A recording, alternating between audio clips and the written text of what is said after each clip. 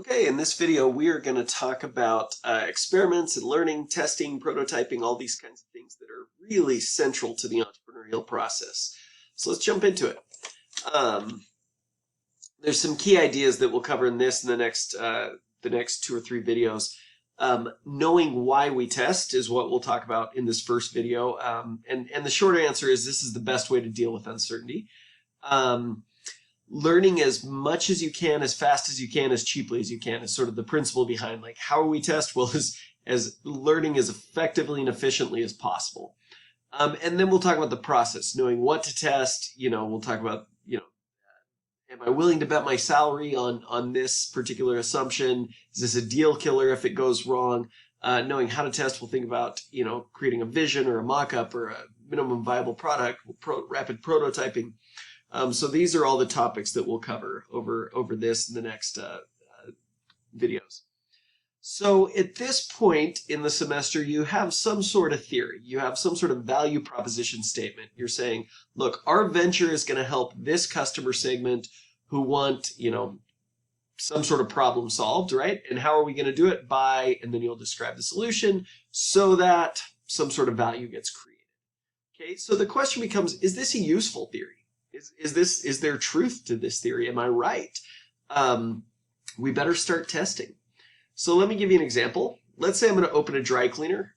So maybe I could phrase my value proposition to say, our dry cleaner helps, I'll go with the obvious, I'm searching under the street lamp here, but helps young professionals who want convenience and ease in dry cleaning their clothes by having, and then I describe my solution in this case, a vending machine dry cleaner, so that they can get their clothes done conveniently, cheaply, and quickly. So is my theory right? Well, I don't know. So again, got my dry cleaner. I thought I could either have chimpanzees run it, but then I thought, no, my dry cleaner, I think the best way to create value is make this a vending machine style dry cleaner. So that's what I'm doing. I've got to do some things to get this dry cleaner off the ground. This vending machine dry cleaner, this theory that I've got. I need to get a business license. I need to make some vending machines. I need to secure contracts with office buildings because I want to put these things in office buildings. I need to create a marketing plan, hire an accountant, get customers, et cetera, et cetera, et cetera.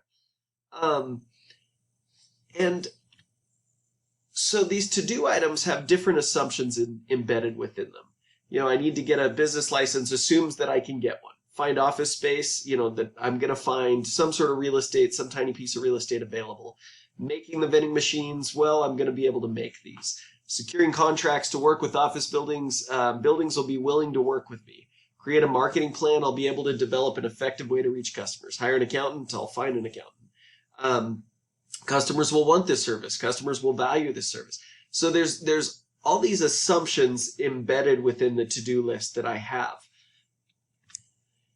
But some assumptions are more important than others. And if I were to order these, I'd say, finding office space, let's say for my headquarters,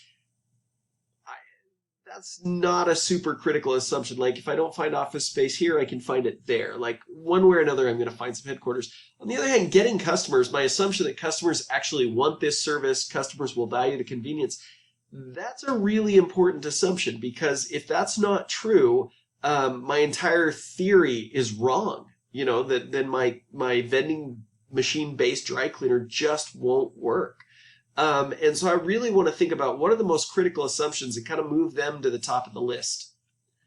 To map this out conceptually a little bit, you can imagine the risk that I'm facing as a new business owner, and you can imagine it over a certain period of time. Let's say that I go about this, setting up this vending machine dry cleaner business in two different ways. In the first way, which is represented by the blue line, I just sort of do the easiest tasks first. I find some office space, I get a business license, I start to set up shop, I make some marketing materials, and you'll see that finding office space does nothing to reduce the risk inherent in my business. Anybody can find office space, right? So even as time goes by and even as I complete tasks, the risk stays pretty high. But what if instead I take care of the most critical assumption first and I say, well, let me start. I'm not going to worry about finding office space. I'm not going to worry about printing marketing materials. Let me just start by figuring out if this is something people want. Let me go talk to 300 people, young professionals in these areas who I believe may need dry cleaning services. And let me just get a sense for the demand that's out there.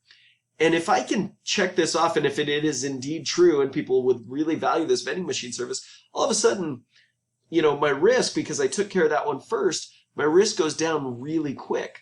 And then after I've validated that, after I've gotten pretty good evidence that what I've done is correct, then I can worry about finding office space. I can worry about contracting with office buildings to put my vending machines in and getting a business license, all those other things that have to happen, but are sort of less uncertain. At the same time, the inverse is true when I think about the value. So if all I've done, if I start with the blue line again, the easiest tasks, if I've found some office space and I've gotten a business license, et cetera, how valuable is my business? Well, even though time's gone by and even though I'm completing tasks, my business is just not very valuable until I kind of hit that last point where I'm actually selling to customers. What if I start out in the beginning and by saying, again, talking to 300 customers and finding out, yeah, people really want this, and I start to put together a prototype and all these things, the value of my business goes up a lot quicker. I've been able to tackle the uncertainty quicker, and so that means the curve on my value over time increases rapidly, right? And that's really what I want. So experimentation, this testing, this learning, these validating assumptions, we can use lots of different words here, but this is really the heart of the entrepreneurial process. We've said entrepreneurship is fundamentally related to uncertainty. The only way to resolve uncertainty is to learn, to get out there, to test, to experiment. So your goal as an entrepreneur is to learn as efficiently as possible. So up next in the next video, we'll talk about what entrepreneurs should test, and then we'll talk about how, some different tools or things that you have at your disposal to actually conduct the tests, to validate your assumptions. As always, reach out to me with questions or concerns. We'll see you soon.